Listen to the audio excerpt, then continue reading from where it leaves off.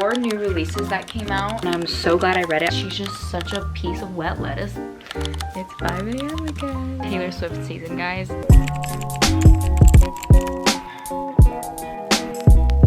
Hey guys! So I haven't picked up the camera in like a couple weeks already, and I feel like I'm out of it, and like I feel like I just don't know how to like speak or anything, but nonetheless we are back. I just had to take a break. It was kind of unintentional. It's just been a pretty darn busy few weeks. The month of April went by so fast, and it is now May, and in April we had so many new releases that I just wanted to make this video specifically to read all of the new releases of April and maybe May, or like whatever came out before April as well. We have 4 new releases that came out. I don't remember if this all came out in April. I think one of them came out in March. And also for some reason, I feel like I've just been in a really fat book slump, and it's because I'm reading Kingdom of Ash right now, and I am halfway through the book, and oh my gosh, and I literally cannot sit down and read it. I start reading it and I get so tired, and like I think just because it's so big, and I cannot for the life of me find an ebook version. I cannot find an audio version like anywhere.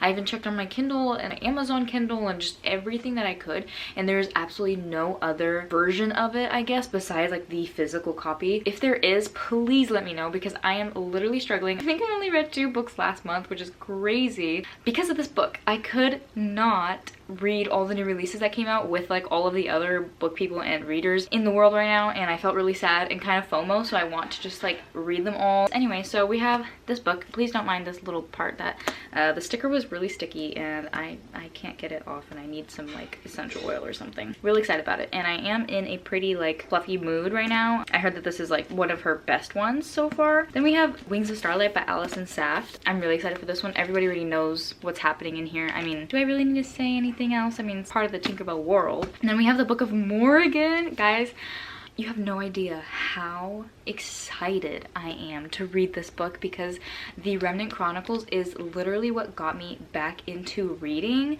like 2 years ago now, and it's just like changed my life completely. I never even expected another book to come out with that world, like especially with Dance of Thieves and Vow of Thieves. I was like, okay, that's it. Like, we just gotta move on, find things that feel like that again. But for Mary to do this to us, for Mary to come out with the most beautiful edition, are you kidding me?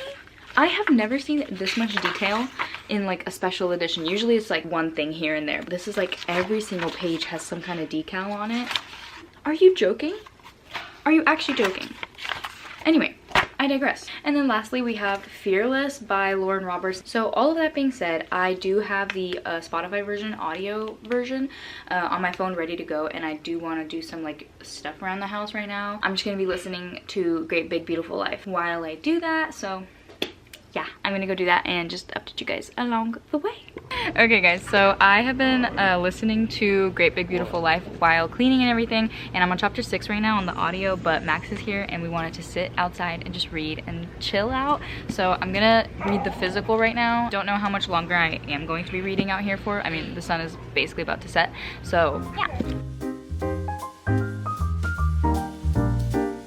Okay guys, so it's the next day, and I have been listening and kind of like reading alongside with Great Big Beautiful Life. So far in my experience with Emily Henry books, I've kind of just liked them, and I haven't really like felt connected to the characters or anything, but I am going to say that this book is kind of changing my opinion on Emily Henry books. It almost feels like it's reading as a literary fiction, and I really enjoy that. It kind of just reminds me of Seven Husbands of Evelyn Hugo, so that might be why I'm thinking about literary fiction. It feels like it's delving into themes and more character development and more about like the people versus like the rom-com side and just the romance, and like instead of just plot, we're getting theme, and I mean that's what literary fiction is. So yeah, I don't know why, it's making me really like it, and I like that we're seeing just characters for who they are already. And I feel like going into more books recently, I've been kind of like realizing, like, in order for this to be a good book, I want to actually feel connected to this character. What would make me feel connected to the character is actually knowing their backstory and actually knowing more about them,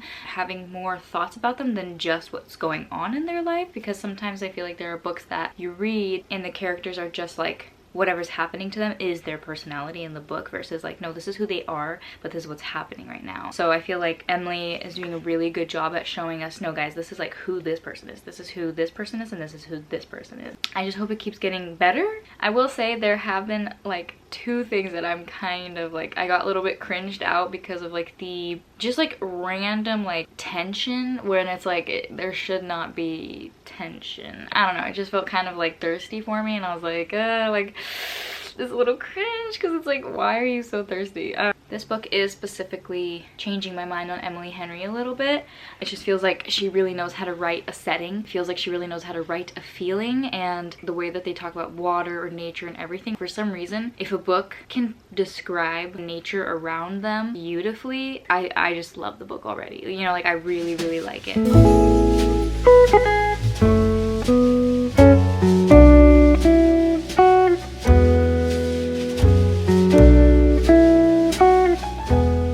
Okay guys, so it's been like 2 days or so. I'm on chapter 20, and I guess you could say that this is like slow burn. For some reason, I'm not really like, I don't find myself rooting for the actual couple as much as I thought I would be, because usually when you're thrown into these things, you actually want to root for the couple themselves, and you kind of like are excited to see their story unfurl and stuff, which I'm still excited like to see what the rest of the book has. Like I'm still like, I'm smack dab in the middle. But yeah, I just feel like it's not really going anywhere. Yeah, those are just kind of my thoughts for now.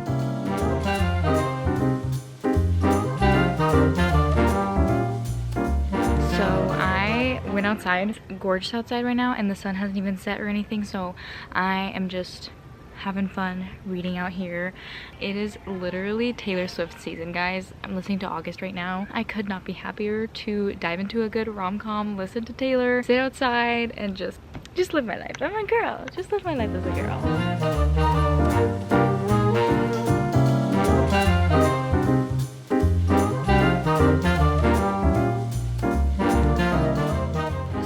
One thing that I do want to mention is that the main character has kind of a rocky relationship like with her mom right now. It's like introduced pretty early on in the book that her and her mom, like, they love each other and get along, but it's never really like anything more than just niceties, I feel like. So really hope that we get some kind of like real emotional connection with them two, and actual like vulnerability with the two. And I really hope that they actually like talk things out and actually like just open up to each other, and like we actually get like resolution and resolve there. Besides the actual 2 main characters, like the people that are in their lives, if they have a more rough relationship, I always like to hope that they will actually talk about things, and I hope like that they actually get things figured out between them two and stuff. So that's kind of what I'm hoping for right now, but it's going good. I really like where it's going.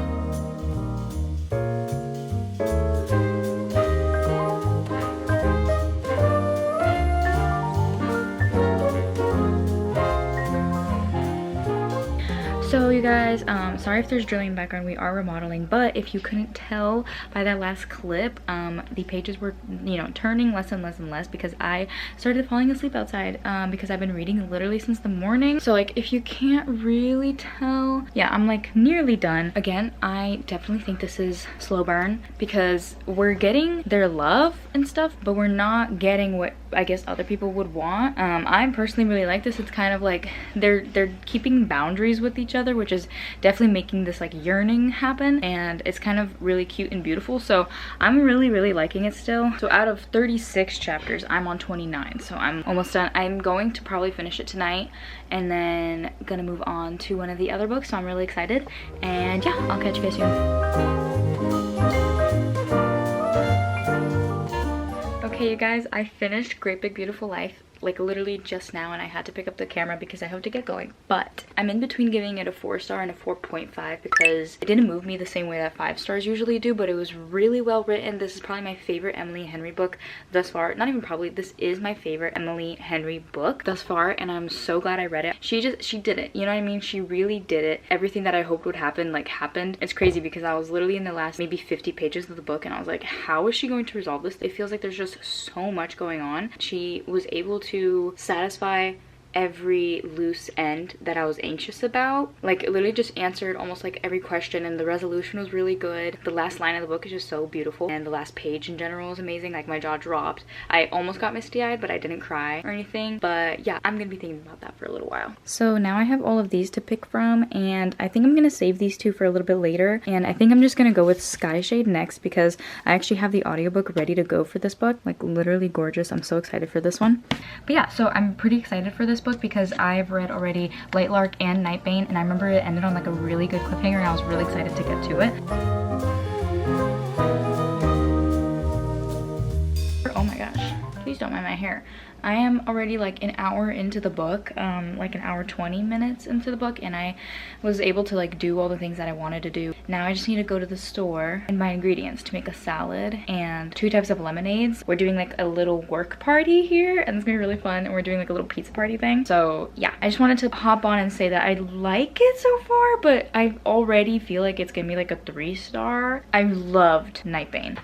So I do like it so far, but I think maybe it's just because I'm not in that Light Lark writing, because the way Alex Astor writes is it's very young adult, which is not bad, and it's really good for the genre, but I find for myself it's hard to kind of get back into that I don't know, just the kind of writing. Like, it's very edgy, it's very angsty, and sometimes that kind of draws me out of the feeling of like, oh wow, this is like high stakes fun fantasy. Yeah, I honestly don't even know what to like really say or think right now. I'm trying to dive back into that fluttery feeling because I loved Light Lark and I loved Nightbane. Like, I was like, amazing, you know. But yeah, after being through 7 books with Throne of Glass, it feels like sometimes it's hard to get into like shorter fantasies, because this is like more on the surface level type of fantasy. It's very tropey. I feel like it's very, oh, not tropey, it's very tropey.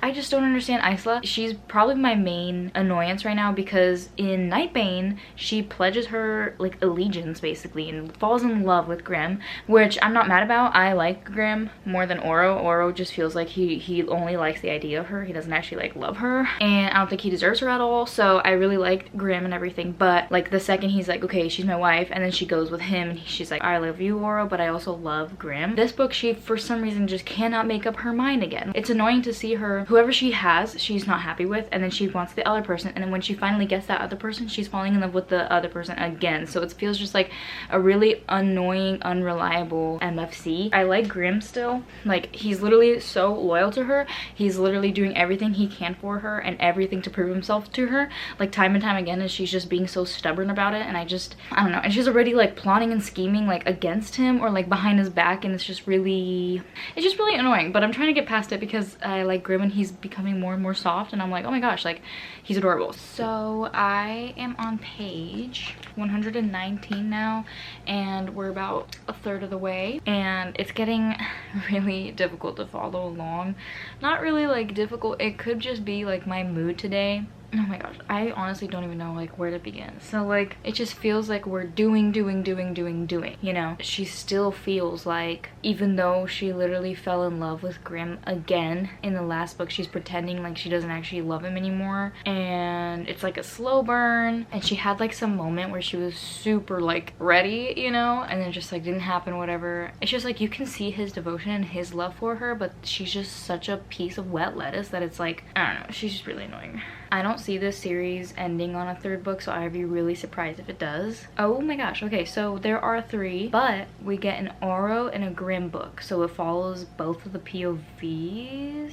A companion book that's gonna be released this September. So yeah, okay, so it doesn't end with Nightshade, which thank God, because I'm struggling a little bit. I still am enjoying the idea of it in the story, because I'm like, oh, okay, I already know these characters, and it's really fun to get back into the story with them when you know them so well already and when you've been through so much, which I do like how it's faster in this book. Like in Light Lark, the entire book was one journey, but this one is like she's already gone on like 4 different journeys just looking for things. The whole book isn't encompassed by just the journey. If there's like multiple journeys, and throughout that thing they're finding each other again, well, she's finding him again, and like kind of realizing over and over again like, hey, you love him, girl. This is just a really rough book for Grimshaw girlies. So okay guys, so I am now almost halfway through Sky Shade, almost halfway. So I don't want to dog on anyone, right? But if I am not enjoying a book or the person's writing, that doesn't mean that I don't like the author. That just means that I just don't like the way the author writes. As readers, we take our time, we take our money, and we read their books. And so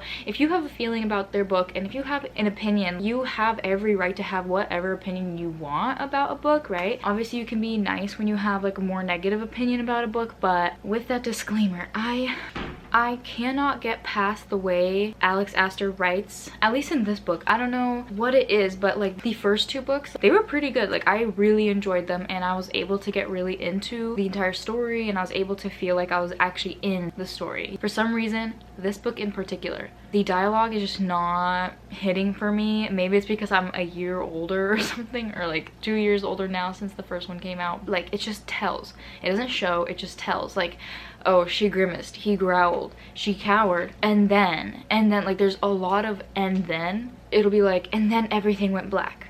And then I woke up to this. And then, where I was reading it and I was like, am I like tripping? Like the fact that I cannot, like I feel like I wrote that in an essay. You know what I mean? Like it just feels like you can at least Google some synonyms for like that phrase and make it a little bit more like whimsical writing. You know, like this is very matter of fact writing. Or is this just not as creative as I would have liked it to be? I'm gonna settle on that fact, that it's just not as creative as I would like it to be.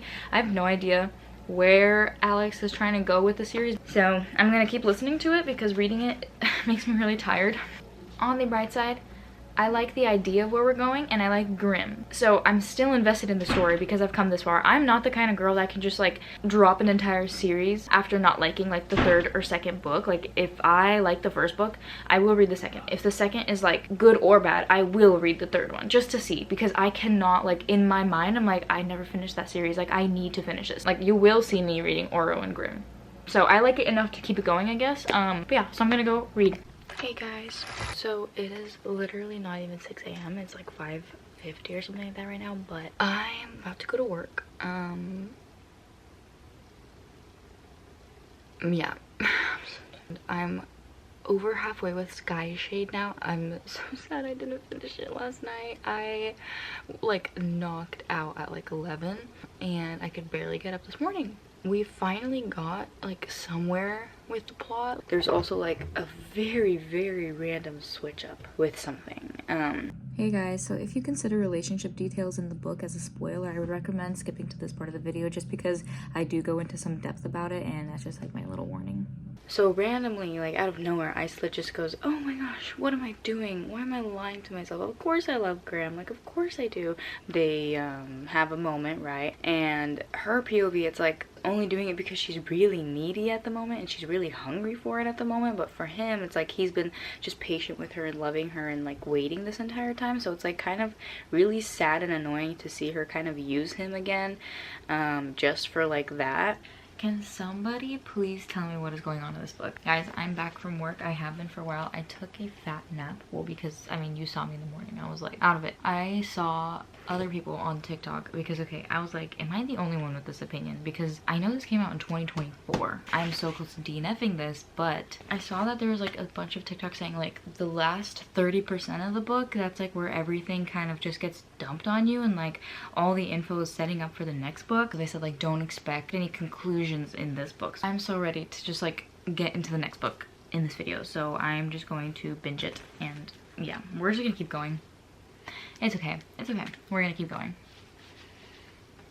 Okay, we are on the last leg. I went and put my hair in braids for the night and I moisturized, and I put like some moisturizing overnight lip balm on and stuff, so I'm like ready for bed. But I was listening while, and I will say these last few chapters have been better. There's like finally some banter and some fun stuff with all the side characters and stuff, because a lot of this book was just Isla, Grimm, Isla, Oro, Isla, Grimm, Oro. It was just that the entire book. I will say there is a little bit more development in Isla now, like just a little bit. Other than that, it's still her circumstance is her personality. Guys, can you guess what time it is? It's 5 a.m. again, and I'm about to go to work, and I finished Sky Shade. I am so glad I finished it. I am completely done with that book. The book ended like on a cliffhanger. It really feels like it just kind of like trauma dumped and like brain dumped all over us, like word vomited as well. I have decided I am going to keep reading the series because the last 20% of the book felt like the old writing for some reason. I don't know why. It felt like the first 2 books again, and that kind of started putting it on the up and up for me. I'm just saying, hopefully the next book is gonna be like better, so I will keep reading it, you know. But I am giving this book a 3-star. I mean, like, crazy amount of info. Isla doesn't deserve both of the men. A lot of the love triangle trope was honestly like way too much. It was just a trope just to be a trope. Other than that, like, nothing much happened, and I'm choosing my next book. So we have Sunrise on the Reaping, Fearless, Wings of Starlight, or Morrigan. And guys, Carly Fortune just released her new book 2 days ago, so today after work, you better believe that I am going to Barnes & Noble and picking that book up.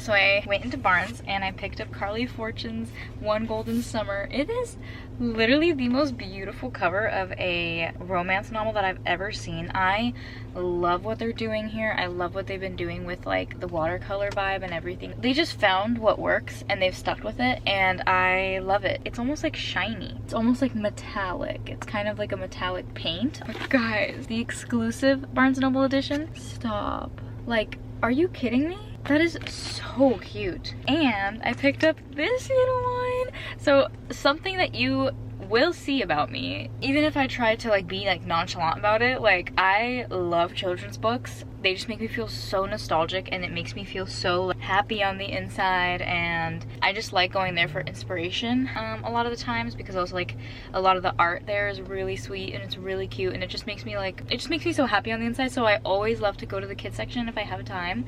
And we have friends, their baby is turning 1 today. She's like my little tiny bestie, and her name is Charlotte. We call her Charlie, so I was looking for Charlie, but there's Charlotte, and I was like, what are the odds that there's a Charlotte there? Because like they have like different names at the thing. So cute, and it's so sweet, and it's like exactly what I would want her to grow up reading. And then I don't know why I didn't mention this yet, but I got this yesterday, this organic Georgia peach antioxidant like hydration drink or whatever. But yeah, it's really good. I recommend it. It almost tastes like, it kind of tastes like coconut water with like peach flavor. Wow, that's so good, bro. Definitely feels hydrating. Definitely feels hydrating. Okay, I'm gonna listen to some T Swift on the way home and get back to you guys later. You guys, this kind of weather and this type of day make me feel so whole inside. Like the weather, right? Like we've got the wind outside, we've got the wind chimes blowing, we have all of our friends out there eating and enjoying a Sunday meal after church, and like my dad's on the grill, and that smell in general like is probably one of the most comforting smells ever, no matter what season, but like specifically spring going into summer. It just made me like want to dive into a good book. I have just the one now, so I'm gonna go start this book out there.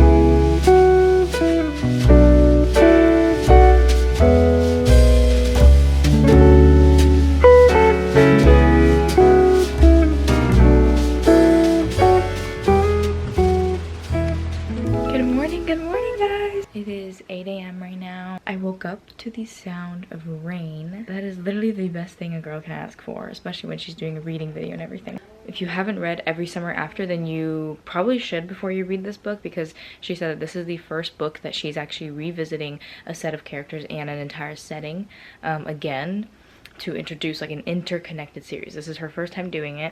In Every Summer After, there's Percy, Sam, and Charlie, and Sam and Charlie are brothers, and basically Percy and Sam, they like go through some things like growing up like together. They're like best friends, everything.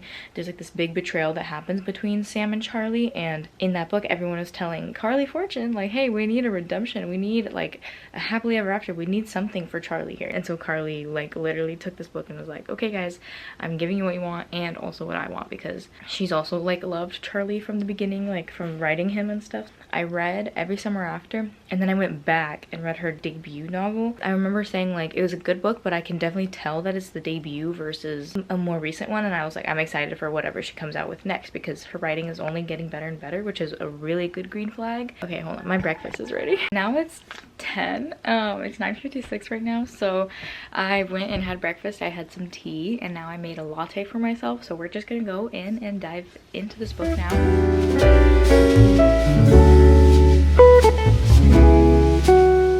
My sister and I took a little matcha break, so we went and got matchas. Okay guys, so I am on chapter 9. I'm not even 100 pages in, but I really like it already, and I like how we just kind of dove in straight to like what the actual book is going to be about. But guys, this book is making me want to go to the lake so bad. I literally texted like everybody I know being like, can we please do a lake date this Saturday, and everybody's busy, but I'm determined to make it happen, because I'm like, I need the lake now. Like I need some kind of body of water. I need to go somewhere. I need to do something. So yeah, I'm just gonna keep reading and stuff. Now that I have my matcha, I feel like I have a little bit more energy, and I ate a little bit as well. I have Gilmore Girls on in the background, so that's super cozy. I've literally just been on my like reading nook this entire time. Okay guys, so it is the next day, and I got to chapter 20 yesterday, well 21, and I'm just going to continue today. This is probably like the fastest I've read a rom-com in a long time, but I just feel like this book is going by so quickly, and I really love it, and I just really like where we're going with everything. The only thing that I'm kind of like about is there's a lot of tension for kind of no reason. Like it's giving thirsty, just a little bit. So I will check back with you guys when I'm a little further in the way, I guess. All right guys, so I got to like chapter 22 or 23. The book is great and it's really fun and it's really good. I'm just ready to like finish it, so I'm gonna try to binge it today. And yeah, I mean, I am following along with her story really well, and I am really following along with the characters, and I'm really excited for where the story is going, but it's just really hard for me to, I guess, like I feel like I can almost see where it's going, even in the like romance wise. So I'm a little bit like, okay, I feel like this is a little predictable, but I'm still excited to finish it. I just want to finish it like really quickly, and I want to finish it really soon, because I feel like if I don't finish it now, I won't want to finish it at all. So I'm gonna go try to do that, and I'll catch you guys later. Okay, you guys, I have finished Carly Fortune's One Golden Summer, and it is a 5-star for me. I love it so much. It was such a fun journey, and this book reminded me so much of Just for the Summer, but like in a different way entirely, like basically in the 5-star way, like where I'm like, this book is really good. Like I laughed, I giggled, I cried at this book multiple times. I felt enveloped every time that I just started reading the words on the pages. I would sit down to read a page, or like, you know, I'm like, okay, let me just like finish this chapter. Next thing I know, I'm 5 chapters in. Like this book kept me going, and it really kept me like so enamored, and I love the character development we got, the emotional deep diving that we did with these characters, the things that we resolved, and the characters that came back into the story time and time again, the wisdom of her grandma in this book, because the entire time she's spending time with her grandma at this lake because her grandma broke her hip in the beginning of the book. And so just the wisdom that her grandma passes on throughout this entire book, and like the things that Alice learns about herself in this book are just like really beautiful. The things that Charlie opens up about, and the things that he learns about himself, and they learn together, it made me like so in love with love. I don't know, like it makes me like this giddy feeling that happens whenever I read like a 5-star rom-com or like a 5-star romance, is that like the amount of emotional intimacy that was in this book was just so beautiful. And then now looking back at the entire book, I see what Carly was trying to do with the physical attraction being like the first thing, the beauty of the intentionality of pushing the physical attraction aside, to get to know the more like deeper things about them and just to be like at the core friends was so stinking cute, y'all. Like, I love this book and I'm so happy that I do, because I remember I gave Every Summer After, I think, a 4 or a 4.5, and I remember saying that I'm so excited for whenever she comes out with her next book. I had no idea this was coming out, and then I saw it on Haley Fam's story and I was like, what? And I bought it. And this is also, I think, the fastest I've ever read a rom-com. I can audiobook it pretty quickly, obviously, but this is the fastest I've read it. Like, it's been 3 days, but I took a 1-day break from reading, so I read this in 2 days, and that is literally the fastest I've probably like ever really read a book, even with the break included. Sorry if this triggers you, but I doggy page, or like I doggy ear everywhere that I want to go back and like highlight and annotate and everything, so I'm gonna go do that, and I'm so excited for the next book now. Like, I am unbelievably excited. But with all that being said, we read 3 new releases in this video, and I did realize only after finishing Sky Shade that it came out in 2024, so technically I probably could have read Sunrise on the Reaping instead, or Fearless by Lauren Roberts, but it's okay. I'm gonna do another video reading those 2 books anyway, so yeah, I guess this is only part 1. But either way, this was so much fun, and I really tackled my physical TBR. Let's just say that I have been needing to read Sky Shade literally since last year, and I just could not get to it, even after like getting the book and everything, like pre-ordering it and everything. So yeah, this was really fun, and we found a 5-star in this stack. Like, that's amazing. So stay tuned for part 2 of this video, because there are 4 more books on the TBR that I showed you guys that I want to read, and I definitely want to film it and film my reactions and everything like that. So stay tuned for that, and I hope you guys liked this video, and I hope that this inspired you to go read a little new release of something on your physical TBR, because we know how we readers are. We need to touch our physical TBR. Anyway, I gotta go read. Thanks for watching, guys. Bye!